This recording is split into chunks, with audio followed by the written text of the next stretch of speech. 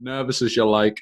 You've put the ball down on the spot, and the goal, like, it goes from being absolutely massive when everybody else is taking it to when you're taking it. This little kid in the goal is all of a sudden a giant. And I remember little 12-year-old kid. Yeah, a little 12-year-old kid. All I've got to do is put it one side or the other. I pretty much put it down the middle, straight into his arms. You know?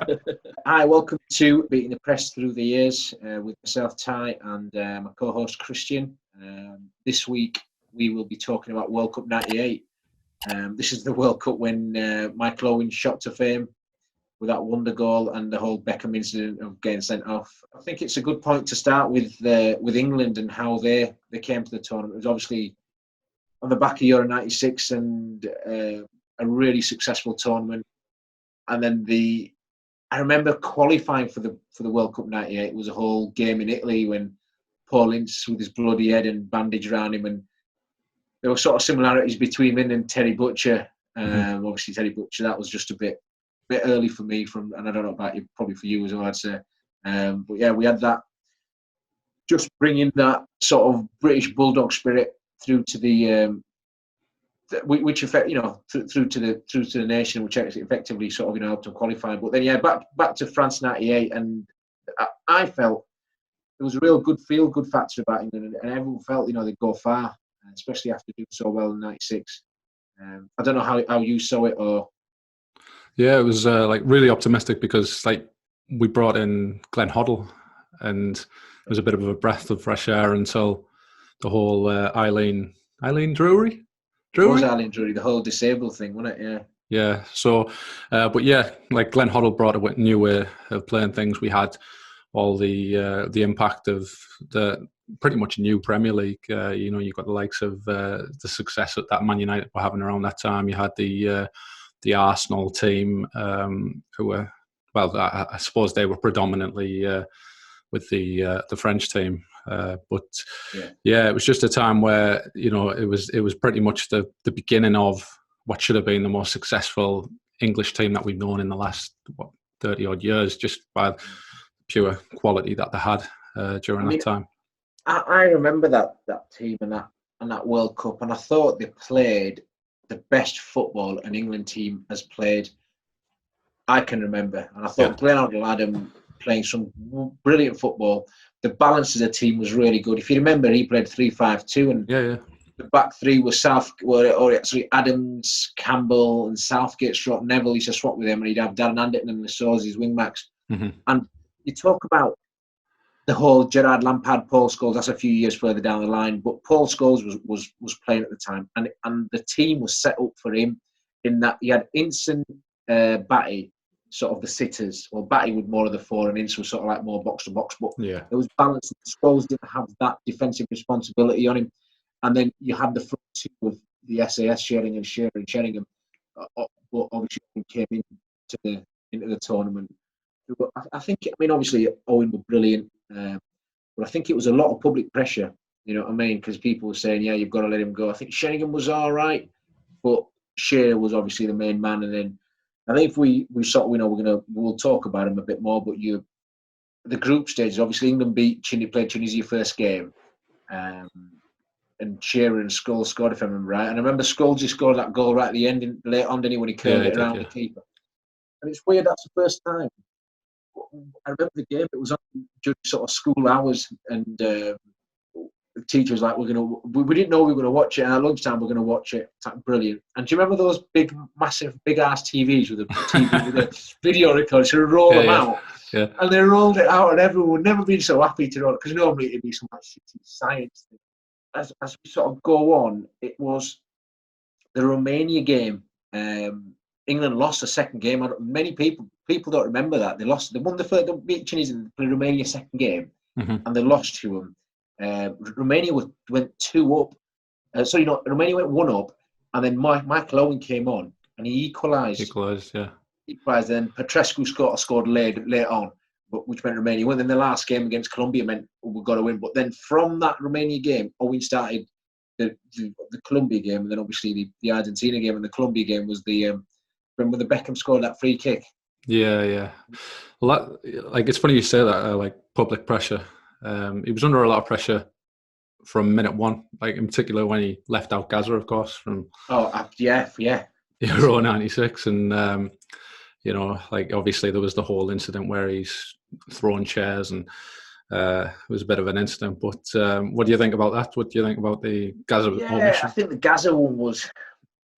I think now, looking back, I think we're a bit wiser. I think at the time we probably get caught in the emotion of it all, and you want Gaza to be there because it's Gaza. Yeah. You're picking the name ahead of the actual player. Whereas now you're thinking Hoddle absolutely nailed it. He did. Made the right decision. Do you know what I mean? You look at he gave the team. Talking about the balance in the midfield, Ince, Batty, and Paul Scholes. See that is so much better. I mean, it's either Gaza or Scholes, isn't it? That's and he made the right decision. Paul Scholes. We can argue what it is. I mean, there's not a lot. We've obviously seen Scholes throughout his career. Brilliant footballer, but then you got Gaza, the people, and it's like, who's better? Whereas Gaza's coming towards the end of his career, Scholes is starting his career. Yeah, it made sense to go with Scholes, and I think it took a lot of bravery and a lot of guts from Hoddle to say to Gaza, no. And obviously that conversation would have been horrific. I mean, you've got to ring your players. It's never easy to ring any player to let them know you're not in a World Cup squad. But then for him to do that to Gaza, you know what I mean? Sort of like he was an English treasure, wasn't he? Everyone loved him, and yeah. Do you think? Yeah, it was a tough one. Do you think he was omitted from the squad purely down to the fact that he was on a downward spiral, or do you think it was down to his influence over the team? I'd say it was a mix of both, but I also felt Hoddle. I think Hoddle almost wanted to make a statement. Not any statement, but a massive statement to say this is my team. And I genuinely, before he's, when he makes a decision, you're sort of thinking, yeah, this ain't great. He's made the wrong decision. But looking back, he absolutely nailed it, and he got England playing. I mean, I know I've mentioned it earlier, but he got England playing the best football that I can remember. And then, I mean, obviously the whole Al Drury thing, he's absolutely fucked up now. There's no justification for it, and he's just fucked it up massively. Looking back, and it's like, if you ask him, he'd probably say, I didn't do that, and you don't know how successful England would have been. That's what I mean. There was a lot of confusion about it. Yeah, there was a lot of confusion about her role in the whole thing. You didn't know whether she was a psychologist, whether she was a faith healer. A lot of players have gone on to say that they had no clue exactly why she was there, but it was definitely the downfall of him. Definitely. Yeah. I mean, you just think. I mean, he obviously got sacked, and then England had some shit managers. Do you know what I mean? There's no, like bit part managers trying to do a job, trying to get him in. They were just shit. There's nothing. Like Kevin Keegan, what? Do you know what I mean? It's like, I mean, they've had some. I mean, obviously Sven's sort of further down the line, but I think Sven did well. But yeah, I mean, Hoddle absolutely. If you ask him, I think he'd probably say, not probably. I'm fairly certain he'd say, I fucked up. I should have done that. To this day, I'm still quite surprised that Hoddle didn't come back, because he was such a. I don't know whether popular is a word, but he was just so ahead of his time. Like you're saying, his formations, the way of playing, the respect that he commands in the game, not only through managerial career, but his playing career also. It's interesting you mentioned that. It's interesting you mentioned about the playing career. A lot of the times you find, I've heard interviews over the years, sort of people say Hoddle used to get involved in training sessions and he was the best player on the pitch. Do you know what I mean? Probably not the best player. I'd say best passer in the pitch. Do you know what I mean? He'd do something with the ball, and it's like, this is, you know what I mean? And then I felt, I can't remember who it was. It was.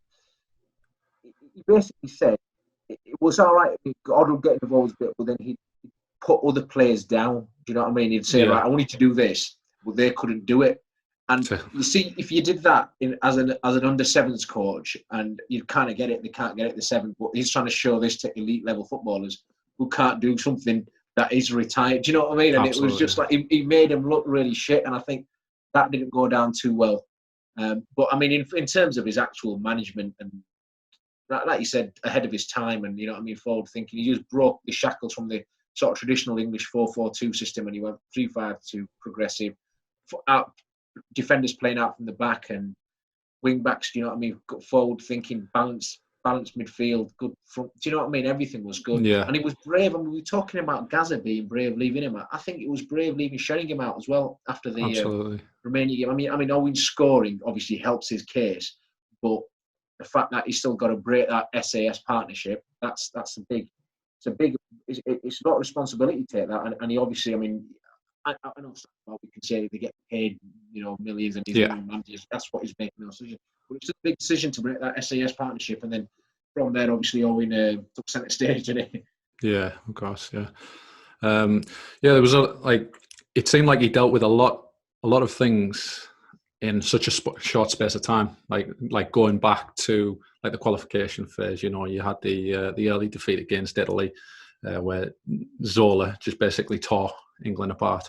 And then, basically we had to go over to Italy, and I don't know where the game was played, and just had to drag out a tactically brilliant performance against arguably one of the best teams in the world. Then to go into the tournament and have to deal with all of the pressure that comes with it, and then the media drum up stupid things along the way.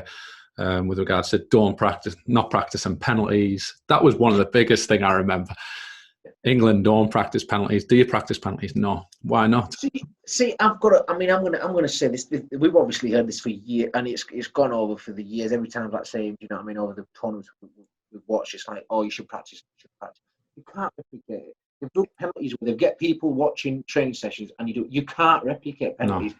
You can't replicate the fact that you fought through 120 minutes of football in a quarter-final of a World Cup final, and then you've got 50,000 fans there, the pressure of going, you don't know which side you're going to take the penalties. Is it going to be in front of your fans? Is it going to be in front of the away fans? How are the penalties going to work out? Is your team 2 goals behind? There's all these different, scenarios that are in there. You can't recreate that in a training match. You can.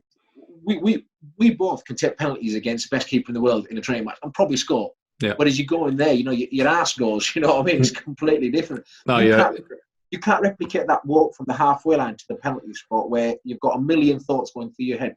You've got to be crystal clear to go, this is where I'm going to put it. And that's what skill is, isn't it? It's technique under pressure. You know what I mean? So you've got to be absolutely sure in your head, but you can't replicate it. I firmly believe it just comes down to the player's ability to handle pressure. You could talk about it. I think it'd be better getting someone to speak to them about it, to have a clear picture, than sort of going, we'll recreate, we'll do these penalties like an Eileen Drury. Yeah, like an Eileen Drury, but an actual proper psychologist, not an Eileen Drury. No, it's funny you should say that. Like your answer, looking back over this tournament, just briefly, your answer is pretty much mimicked Glenn Hoddle's answer at the time. This situation can't be created in training. You're putting him in top corner every time in training. But the counter argument was, let's say, a golfer, for example, should he not practice the 18th tee over and over again until it gets to that situation? Yeah, different angle, but I just feel, I've not played golf. I've played it a few times. I'm completely shit, so I'm not going to compare that to it. When it comes to I've been involved in a few penalty shootouts, obviously nowhere near to that level, but you're still involved in the game. Whereas when you play golf, you're clear, you can actually get yourself ready for that moment. Whereas football, it's more than the psychological side of it. There's tiredness comes into it as well. Mm-hmm. Do you know what I mean? You're going up and you're stepping up, and I think there's more things involved in football. I've heard the golfing analogy, and I think it's too simplistic to say that. Absolutely. I don't buy it. I think there's more going on in football than there is on a golf tee. You know? Yeah, I recall taking I took a penalty in the second ever game at the Riverside Stadium. So you can imagine it's maybe like 30 to 35,000 seat, 35,000 capacity at the time. And I'd scored every penalty up until that moment. And getting the ball on the halfway line and walking all the way. Imagine, at the time, we're 12-year-old. We're walking all the way to the penalty spot and putting the ball down and ready to take Where was this? Was this at a Borough game or? Yeah, this was half time. half time Right, okay. in Right. Middlesbrough versus QPR, and I think it was QPR, and it was the most boring game. It was 0-0, and just getting the ball. I remember my coach at the time saying to me, "Just pick up the ball, and as you're walking towards the penalty spot, make sure you're doing something with your hands. Make sure you bounce the ball or something like that." I've literally walked about 2 yards, bounced the ball, and it's hit my foot, rolled for about 10 yards. I'm chasing after the ball, pick the ball up, nervous as you like. You've put the ball down on the spot, and the goal, like, it goes from being absolutely massive when everybody else is taking it to when you're taking it. This little kid in the goal is all of a sudden a giant. And I remember little 12-year-old kid. Yeah, a little 12-year-old kid. All I've got to do is put it one side or the other. I pretty much put it down the middle, straight into his arms. Those are the type of pressure situations. And like going from that to even playing Sunday League, where you're just taking a standard penalty, the pressure, like just for a cup final or a semi-final or something along those lines, the pressure that you have is immense. And you're playing in front of no one. You're playing in front of your mates, and you're playing for your own pride.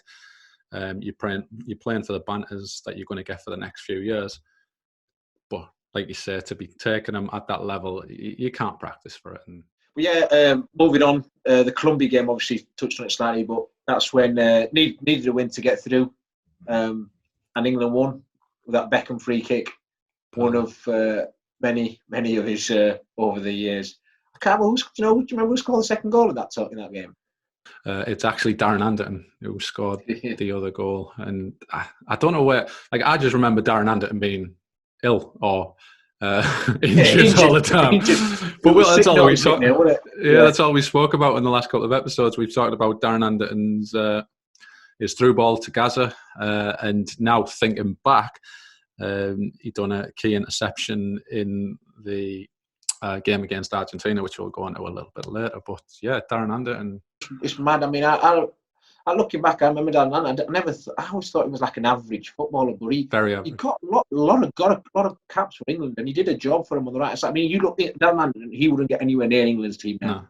No. If you sort of like going forward, and it's like, the players, you get those sort of players that just sort of do a job, and he did a job, and he did a fairly decent job for him. Do you know what I mean? But if you remember right, it was Beckham took Anderton's space, didn't he? Position.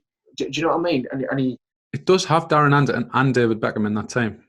Yeah, so Anderton was playing right wing back, and he had Ince and Beckham as a central mid. Beckham and Scholes as a central midfield, and Scholes obviously the one with a bit more license to get forward, and Ince was a holding player in there, and then obviously you got Owen and Shearer.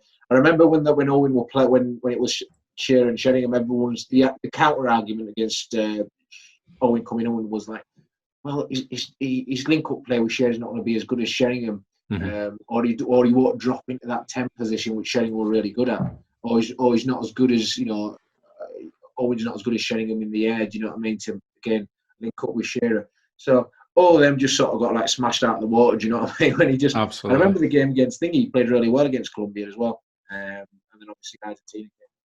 One of the things that I really like looking back at, World Cups and going through team sheets and thinking, that's the start of one of the greats of the game. Do you know what I mean? So we're looking back now, is it? Like if you think about 20 years ago now, isn't it? That game, what's that, 22 years ago? Yeah, 22 years ago. And you got these are the greats, So Rio Ferdinand's there starting his career. Beckham starting his career as well. Owen, do you know what I mean? These guys are all retired now, but it just sort of gives you and then you've got the lads that, like, unfortunately seem to have missed out in the Premier League. That was, like, obviously they played in the Premier League, but they kind of missed out on the mega money, like the likes of maybe Tim Flowers, your Martin Keown, your Rob Lee, Paul Merson, Les Ferdinand. But again, quality players, but on the way out. Looking back over that Romania team, do you see anyone there? I mean, that Romania team was. I read this and I was shocked. So that Romania team qualified for 3 World Cups in 19, 94, 98, and did really well in all of them. That's the last time they've been in a World Cup. Wow. That 98 team, and the last game they played was when they were all. Do you remember when they all dyed their hair blonde? Yeah, I do. Yeah. That was the game. So the reason why they did it said if we qualify from the group, we'll all die a hair blonde. So they all died the hair blonde, and that was the last game they've been in a World Cup game. I remember. Bonkers, isn't it? It's how you think. I mean, those players, you ask him now, they'll be like thinking, why have we done that? The thing is, Romania in a World Cup, we were blonde. I remember the commentators were saying at the time it's a commentator's worst nightmare because they couldn't recognise any of the players. Yeah, I remember that.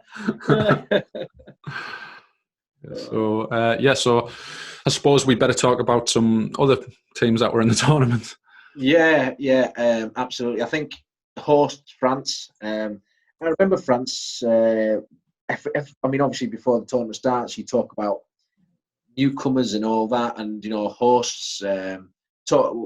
Host France, you go through the team. No one really fancied them to win it because they thought really solid defense, quality midfield, wank strike force. Do you know what I mean? They went through like Stefan Givash is like he won like a World Cup winner, and they had him. They had Thierry Henry when he was sort of coming through, but not quite there. They had players they had David Trezeguet on the bench. You know what I mean? These players that know. I mean, obviously Henry and Trezeguet, as we sort of move on, they're like brilliant. The French legends. But that was when they were starting, and they weren't quite there. But then you look at that French defence. You had Barthez, who was a good keeper. I won't say he's like a great, but I think he's a really good keeper. And then you got the back four. I still think if we go back, like World Cup winners is amongst the best back four of my lifetime, of my time of watching football. You got Thuram, Blanc, Desailly, and Lizarazu, like balanced, strong, power, unbelievable. I mean, we'll talk about Italy's defence later, and they've got some, but that was a phenomenal defence. And then you've got a midfield of Deschamps, Petit, Zidane ahead of them, and you had like Henry and Jokic either side with. There's Stefan Givash. Yeah, like they could have stuck me and you up front, and they'd have still been all right. I know. Like, that's what I mean. It's funny you say that. Like it's that old cliche. Like is it a team? Is it 11 individuals like your Holland? And this team, this was an actual team. It was a very strong team. And if you go through that, even if you look at the bench, for example, like I could have sworn that Patrick Vieira must have played a big part, or maybe he was on the up and coming. He played the World. I'm sure we'll talk about it later, but he played later on. He played in either the semi-final or the final. As the top tournament progressed, he played, and obviously they went back to the Petit. They went back to the Petit Vieira midfield because Deschamps was coming towards the end of his career, if I remember right. So Vieira sort of was taking his, but then they had them three. Do you know what I mean? To give them a bit more solidity. Yeah, I know Vieira played in the final because I think he set up Petit's goal. Yeah, he did. Yeah. Yeah, but yeah, like obviously Thierry Henry wasn't the Thierry Henry that we know of at this moment. But even Petit back then, how good was Petit? Oh yeah, just like a really shot. I mean, just you talk about players shielding the back four. He was just like class. People talk about Petit and Vieira. Vieira was obviously, great. Proper box-to-box midfielder. Whereas Petit was the disciplined one, but he was so elegant with the ball at his feet as well. We'll compare two sort of like number fours, two holding players. You got Emmanuel Petit for France, and you got David Batty for England. Batty was like the most sideways, backwards footballer in the world. Yeah. Whereas Petit, elegant, good with the ball, could spray it around, could go, looks to play forward every time. You know what I mean? So that's just, but then that goes to the players you've got at your disposal. France had that. They were able to put Vieira on the bench. They had Perez on bench. You know what I mean? So they had good players there. Yeah. This team is quite influenced by Arsenal to some extent. I think this was, looking back, 1997 was the year that Arsenal won the Premier League with Man United, not too far behind them. And, it seems that this World Cup is somewhat influenced by Arsene Wenger, and it's kind of like the first tournament where the Premier League was in full flow, so to speak. Like with it being. I agree. Yeah, I know what you mean. Yeah. It felt like the start of it, didn't it? It felt like now the Premier League is a proper league. Do you know what I mean? Because it was like Italian football and Spanish football. Do you know? Serie A was the top pinnacle of it all, and then you've got Premier League, and then the following year, obviously, 1999, Man United won the Champions League. So it was just the start of it. Do you know what I mean? And going there, but I agree. Yeah, Petit, Vieira, obviously there on Henry. I don't know if he joined Arsenal, he was joining the next season, but he was sort of nearly there, wasn't he? And then Vieira was obviously there, and you got think, and Perez sort of obviously later went on to Arsenal. I don't know again if he was there at that time, but yeah, he had them players that were certainly played a part in the World Cup being as good as it was. I mean, we could talk about other countries as well that certainly had Premier League influences there. Yeah, because like if you think about the likes of like the 1990 and 94 World Cup, you know, you wouldn't have recognised a lot of the foreign players. Well, there'd only be the elite players that you'd recognise in the Premier League, whereas this tournament was probably the first tournament where, you know, anyone who was a casual watcher of the Premier League could switch on a France game, for example, and see a number of their players from their team. But yeah, interesting on this, because you mentioned on the last the podcast about the diversity, the national front, the problems that we had. I think we closed on that in the last podcast. You did, yeah. And at this time, it seemed like they were going through the same thing with the French National Front. Is it? No, absolutely. It's funny you brought that up when that just comes to me, because I remember at the time it was about uniting a nation. I mean, I know we talk about sport and football being powerful, but I don't think I sometimes don't feel we really appreciate how powerful it is, because that really, really did influence. And I mean, you talk about their star player was guy from his parents were Algerian. Do you know what I mean? Zidane. You know, you've got a lot of sort of players that weren't from France originally. Their parents were not originally from France. So you got, you know, Desailly, Thuram, Jokic, Henry. Do you know what I mean? Players like that. I mean, even Trezeguet, I think he were Argentinian as well.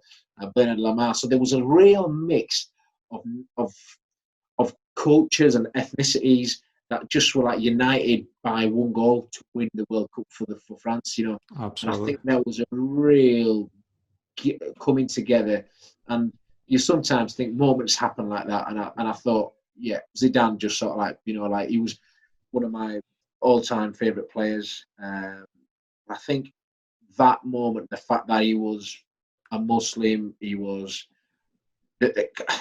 I remember, I mean, my French geography is not great, but I remember like the South of France, sort of Marseille and those sort of cities are very sort of divided, and they had a large sort of North African influence, and obviously him there and his parents from Algeria, and that just sort of managed to get everyone united. And you'd have, a lot of times in France, you'd have those sort of cities with North African influence supporting Algeria, supporting Morocco, whereas in this tournament, they all supported. I don't know at the start if it was that, but as the tournament grew on, they all started sort of getting together and supporting France, and it sort of obviously culminated in them winning the World Cup, and obviously Zidane doing what Zidane does best, and do you know what I mean, turning up in the big games and performing. Yeah, that was just like, you know, we sometimes think, would it have made the same influence and had the same effect in this country? You just never know, do you? But I felt for that moment anyway, you know, racial divides were certainly put to one side, and the nation united.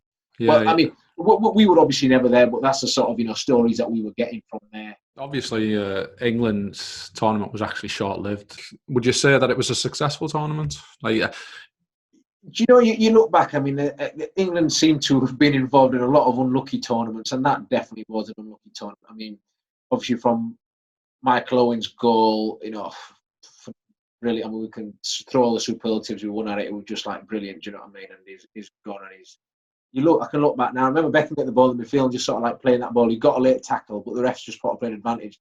Great first touch from Owen, and he just sort of drove through. And talking about that shimmy, he's done the shimmy, but if I look back, I think it's quite a shit touch, because he's whacked it, he's touched it to the right, but a bit too much to the right. And Scholes could have come and smashed it home.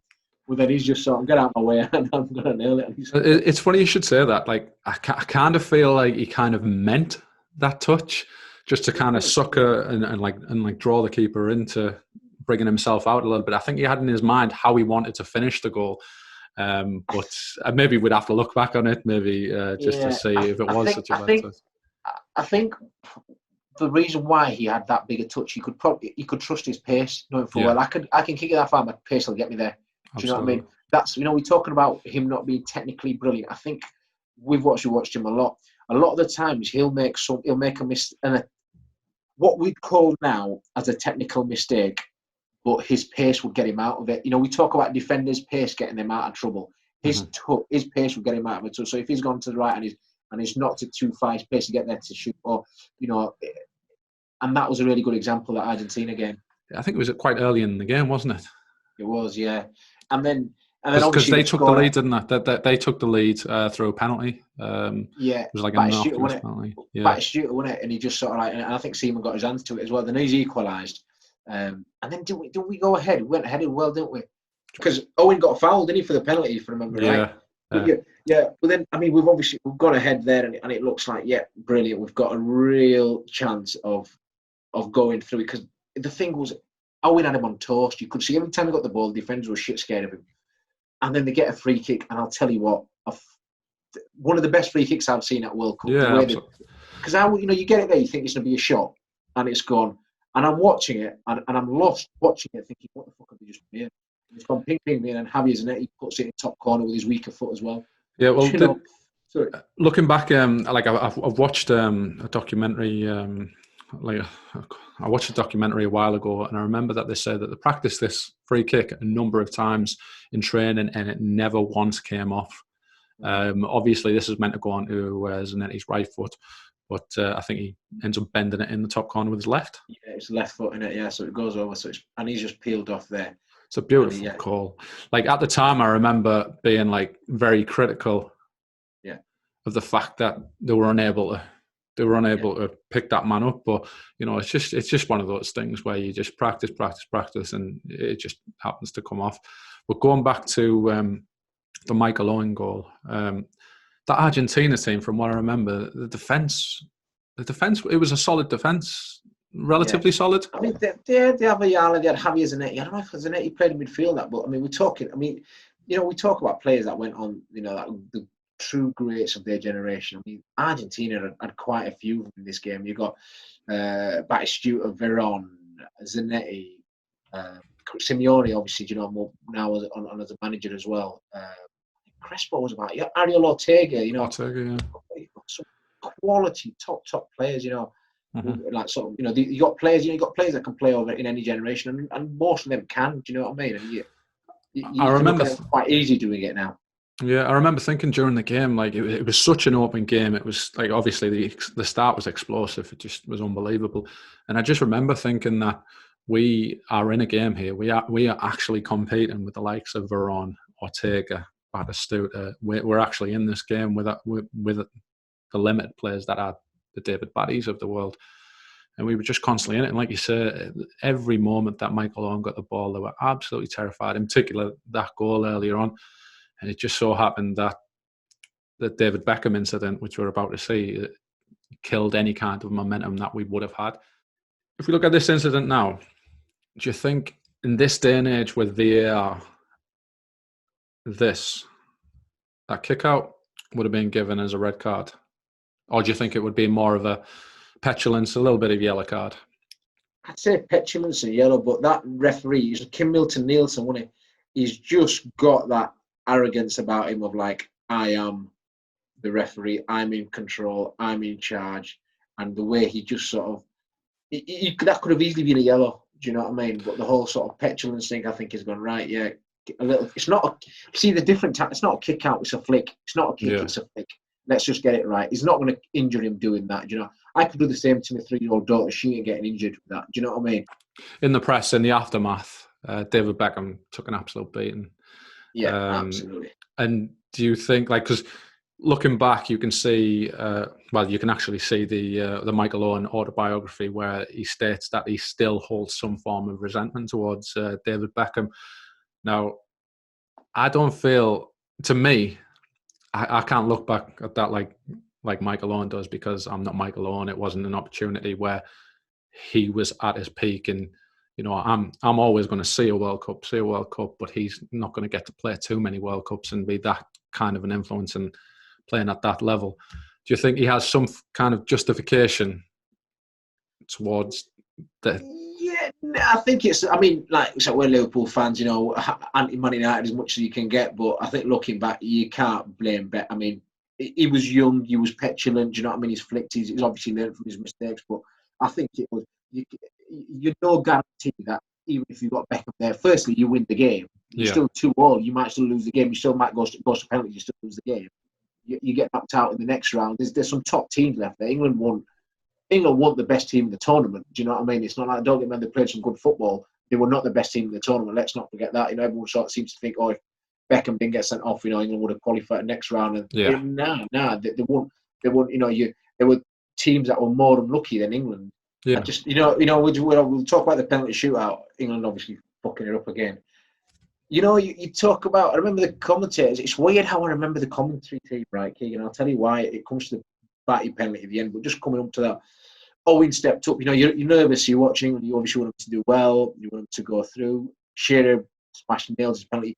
I remember the Michael Owen penalty. He goes up and he puts it in the stanchion. It goes in and he does that. I remember him do that. This will come up on it, and he does that.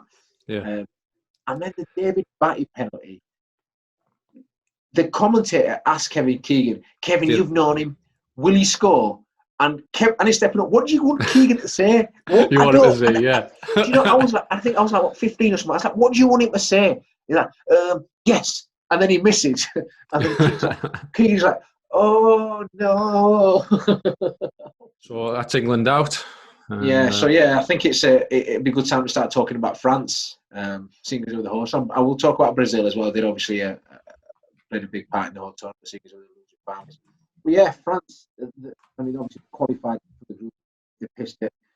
The game against Paraguay is the game that really stuck in my memory, and it felt like watching it. And I remember it was Barry Green, during the BBC commentator. He was a commentator for this. I don't know why I remember these commentators, but it's just like I remember the game watching it. And Laurent Blanc, so France 0-0. I remember Paraguay was so close to knocking. They had chances in 90 minutes.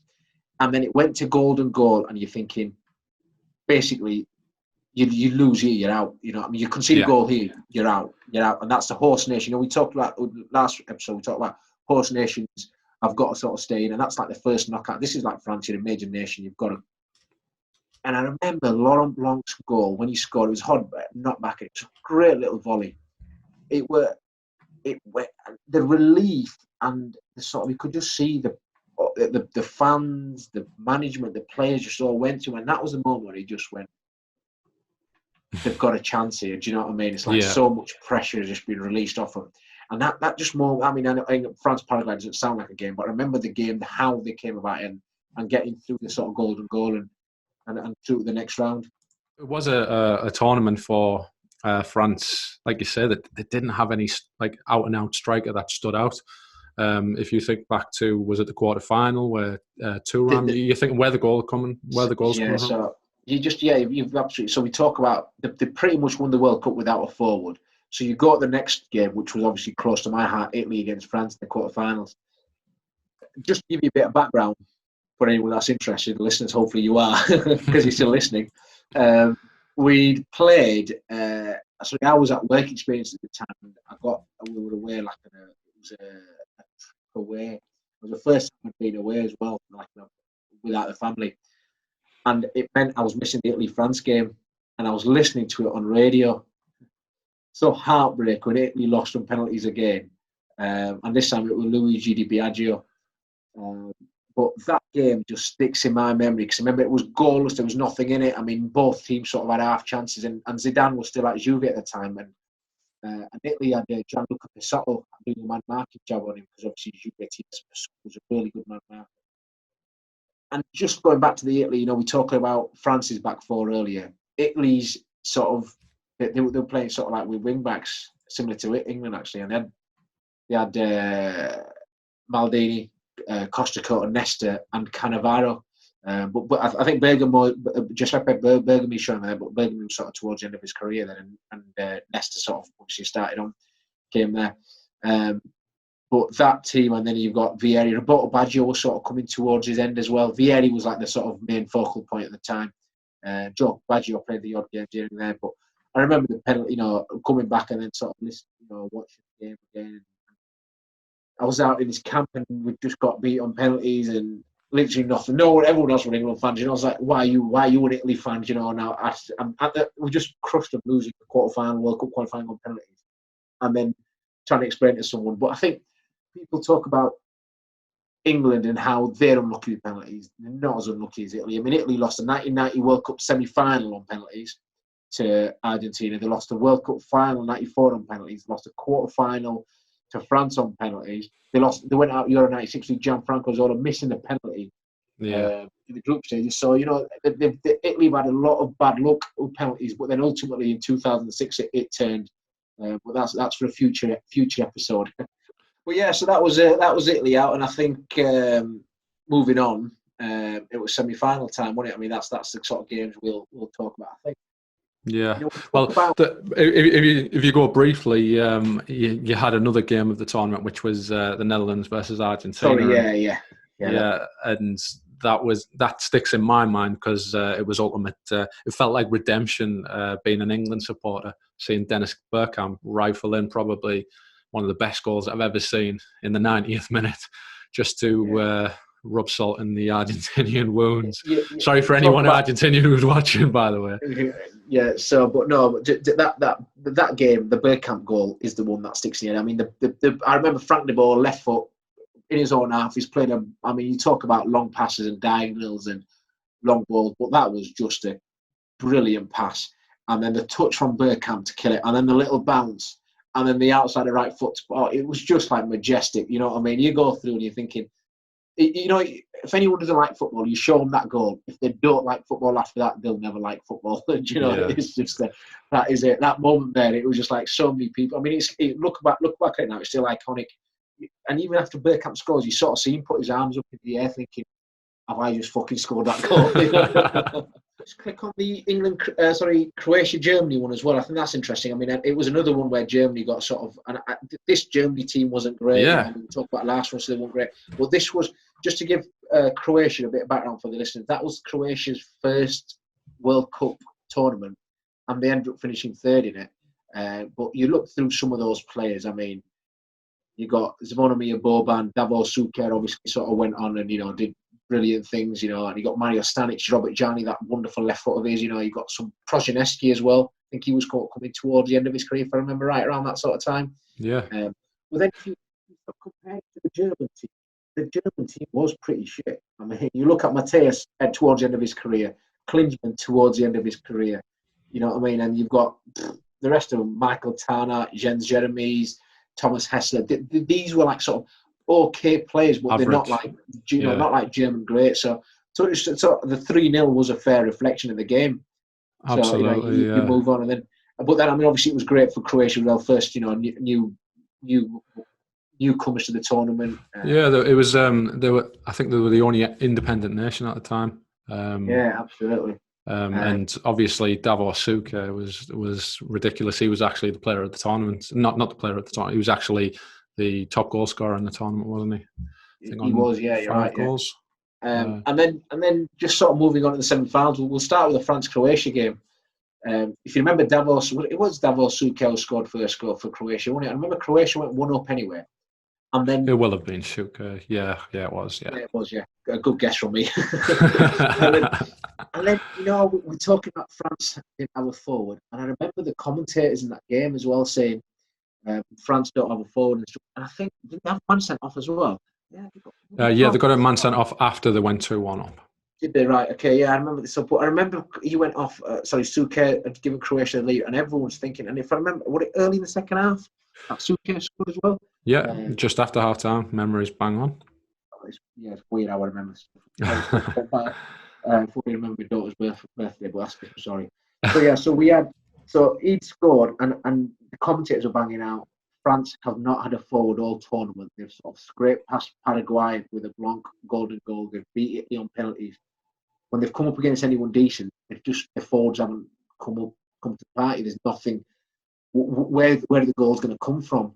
And I'll tell you what, you can watch that game again. You can ask anyone. You will never ever think the guy who got 2 goals would be the guy to score you those 2 goals. If you said Fabien Barthez got the 2 goals, you'd probably go, "Nah, shut up." Yeah, that's the only way. That's the only other extreme that is less likely than Thuram scoring a goal. Absolutely. I read a stat from Lilian Thuram. He scored a quarter of all his career goals in World Cup semi-finals. That just says it all. Do you know? And I remember the first goal. I don't know if it was the first goal or not when he chopped in from the right and he curled it with his left foot around the corner. Yeah, that was a beautiful finish. But yeah, and it's like, and then that's it. And then when they got through to that game after 2 rounds getting us, you just thought, do you know what? it's that tournament. It's theirs. But yeah, sorry. Moving on to. Yeah, it was Holland. I mean, Holland were unlucky. I remember that Brazil-Holland game. Holland should have gone through, but they lost on, obviously, you know what I mean, they lost on penalties. But that Dutch team was really good. Do you know what I mean? You're talking Stamp, Frank de Boer, Wim Jonk. I mean, so the Wednesday fans that are listening will obviously know all about him, but you got obviously Ronald, Frank's brother, Davids were class there, Bergkamp, Kluivert. Do you know what I mean? You've got, I mean, Seedorf, he came on, but he didn't start. But you've got a top Van der Sar as well, real top players, and they were unlucky not to win that game. Do you know what I mean? Kluivert scored, obviously. Absolutely. I don't know whether you remember. Was this a trouble-free tournament for Holland? This was a trouble-free tournament, and it's the reason why they got so far. Do you know? But I don't think future tournaments were as trouble-free. When we say trouble-free for the listeners, we mean trouble-free off the pitch, away from the games, because a lot of the Dutch problems over the years seem to have been infighting within the squad, and it's led to the downfall. But in that tournament, there seemed to be a real good camaraderie and togetherness within the group. And obviously, I think they were penalty shootout away from the World Cup final. This whole World Cup for me was built around Ronaldo.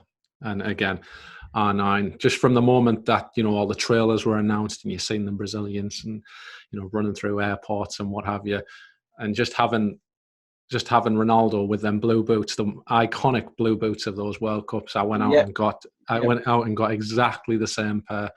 And well, when I say exactly the same pair, they were probably, you know, the cheap Sports Direct knockoffs for about 20 quid. It would have been Sports Direct back then. But yeah, I remember getting some blue boots and not having the same effect, of course. But just from the moment that I saw Ronaldo in the Scotland game, he was just looking sharp, him and Denilson, when Denilson came on, just that link-up play.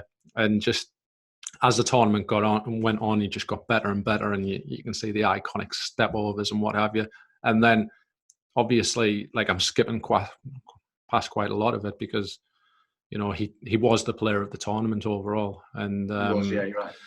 And just such an impressive performance. But obviously, the thing that stands out the most was hearing the news on the day of the final, or maybe an hour before that, he wouldn't actually be playing. The final itself was billed as pretty much Zidane versus Ronaldo. Yeah.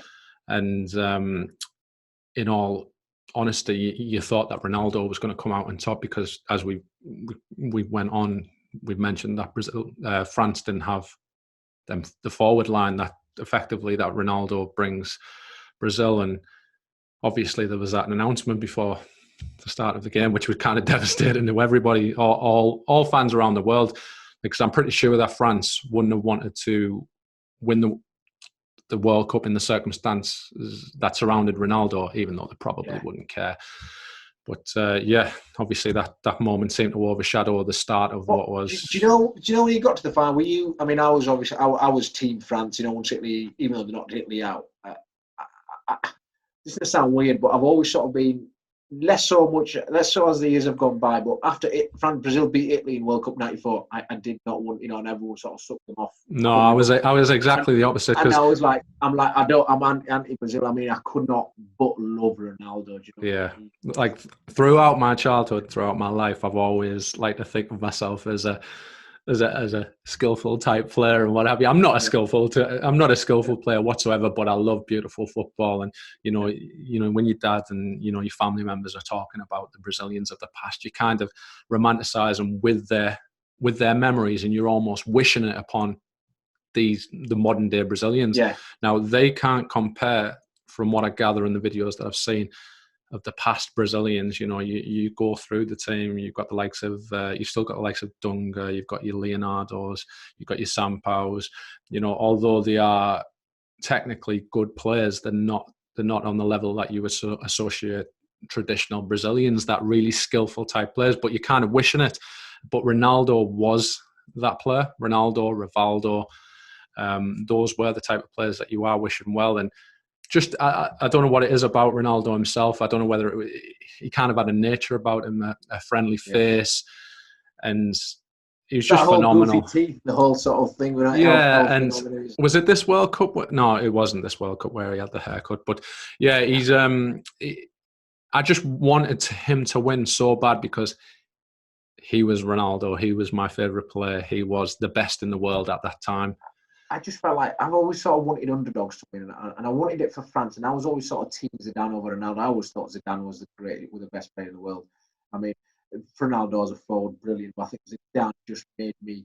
Zidane probably got more. But Zidane did get more touches of the ball, and I just watched him play. Probably because of watching Gazette football and watching him on for Juve and watching him play all the time. I thought Zidane just like I can just eulogize and just what I mean. Watch games of him over and over again. Just a phenomenal footballer. But by the same token, so was Ronaldo. But my memory of that sort of before the game started, and I know they were really struggling that game as well, France, because they ended up because Laurent Blanc got sent off in the game before in the semi-final, so they had to play Frank Leboeuf. So now you've got Desailly and Leboeuf against Ronaldo, whereas Desailly and Blanc. Sorry, now you got Leboeuf coming, as we know. We've watched him sort of play for Chelsea. More of a ball playing centre half, less of an actual defender, which is what you need against Ronaldo. Yeah. Just remember that before the game started, the commentators, when the commentators literally didn't know what was going on. Is he starting? Is he not? John Motson. Yeah, it was John Motson. It's like, I don't know. Oh, he's starting. He's not. Oh, well, Ronaldo's definitely out for the national anthem. He's playing, you know what I mean? Yeah. And then you watched him, and he played like a conference striker, didn't he? You just thought, never in a million years were you. He wasn't even 10% fit. He just wanted to be on the pitch, you know what I mean? And absolutely. Like, I remember they were saying that they've got the printout of the sheet. The commentators had the printout of the sheet, and Motti was saying how Ronaldo isn't in the team. And they had been given a sheet which was printed out earlier. And I can't remember whose name it was that was crossed out, and it was handwritten Ronaldo would actually start. So it must have been something. It must have been a late decision because I think going back through it, a lot had to do with the commercial side of things because obviously he was contracted to Nike. He was their superstar. He was their LeBron James or Michael Jordan of that time. And like I was saying, with them iconic blue boots, that's all I think about when I think back to Ronaldo at that time. And I think of him in his peak. I think of him in that Brazil kit with them blue boots on. So the influence that Nike will have had at that time, whether he needed to take painkilling injections, whether it was a knee injury, whether it was an anxiety attack, whether it was any of those things, all of those things combined, it just seemed like it was just something where they had to get him out onto the pitch. Because in reality, who else did they have? They had like Edmundo, but that just says it all. They had fucking Edmundo. So I don't only think it was Nike that influenced that decision. I think obviously it's down to the coach, and I think obviously Ronaldo will have wanted to have done it himself. He'll obviously back himself, but like you said, every time the ball came to him, it was just bouncing off him. There was no tricks. There was no movement. And at no point during that game did I ever feel that France were troubled. Not one moment. Even, I think it was, they went 2-0 up. And in the second half, I was just thinking at some point, Brazil are going to click. They're going to click. They're going to click. But it just never came. And then talking about my man Zidane, he obviously steps up with 2 corners, 2 headers. But you think Zidane, the type of goals he'd score, he'd skip past a few players and elegantly chip the keeper or just something a bit more. But it's just old fashioned. Get the ball in the box and get your noggin on it. Yeah, that's how it is. It's that desire. It just goes to show you that like Zidane's not all about just the majestic style that he has. Yeah. He's all about the desire as well. But the thing with Zidane, we've sort of gone past this. It's a bit of a nasty bastard as well because he got sent off against Saudi Arabia. Do you remember? He got sent off with the stamp, if I remember right. Yeah. But all those greats have got that little nastiness in him. Do you know what I mean? And exactly. I'd say Messi's the only one that doesn't. Every other sort of great player, I'd say, has got that. And he's, obviously we'll talk about Zidane later, obviously in future episodes when he gets sent off in World Cup night in the World Cup 2006 with his elbow. But yeah, he obviously scored 2 goals and he had that nasty side bit. And then he were off. You suspended obviously for the next game. I think if I remember right, he was suspended for the Paraguay game, and that's why. Yeah, he got a 2-match ban. I think it was the first game. He stamped on a player, and I think he missed. It was one of the minnows. It was one of the least. Yeah. He got sent off against Saudi Arabia, and then obviously the next two games, and it ended up. I think I'm fairly sure he got the Paraguay game with one of them. Yeah. I know. He came back in during the knockout stages. Yeah. It was 2 games where they effectively didn't need him. They walked the group. He came back in. He was pretty much refreshed. He just looked like he could have easily been the player of the tournament himself. Yeah, I agree. I remember watching it. I thought he generally they give it to the team that wins it, and I thought he should have won it. But I mean, you cannot argue Ronaldo getting it. No. And then obviously Manu Petit getting the other goal as well, and joyous scenes around France. Absolutely. Champs-Élysées. You just it was just a stroll. It was a romp to victory, and it was kind of a shame because you just wanted it to be one of those classic World Cup finals where both teams show up, and you know you're still looking at the other players from the Brazilian side. You're looking at the Rivaldos of the world. I'm pretty sure at some point Denilson. I don't know why Denilson didn't get a start in this World Cup. He continually came on. Yeah, I mean, it was basically the front three of Rivaldo, Ronaldo, and Bebeto. You know what I mean? He wasn't going to. He's going to be behind those three. You know what I mean? So he's never. Yeah, it felt like that Ronaldo injury or whatever it was. It seemed to have an impact over the full squad. I don't know whether he was a massive figure in that dressing room where it just influenced everybody and it just basically took everyone's mind off the job. I mean that you know.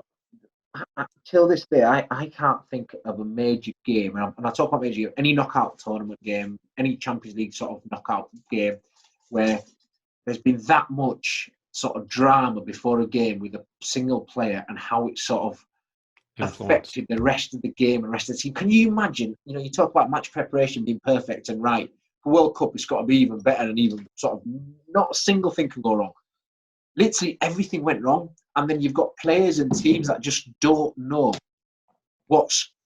Can you imagine? I mean, I remember Rivaldo was fairly shit. All those players were shit. I mean, Cafu, you know, now is like one of the greatest right backs of all time. He was pretty shit. Across the team, it would just. It had so much effect on that Brazilian team because that Brazilian team was top notch. You know what I mean? But yeah, no, that moves on nicely, I think, to the player of the tournament. Ronaldo, obviously, I think we mentioned Ronaldo won it. Yeah. But yeah, I don't. Normally, it goes to the winning team, didn't it? The best player from the winning team, and you'd have thought Zidane. But I mean, that's it. We can't argue Ronaldo winning it. No, I don't know whether maybe it was given. It can't.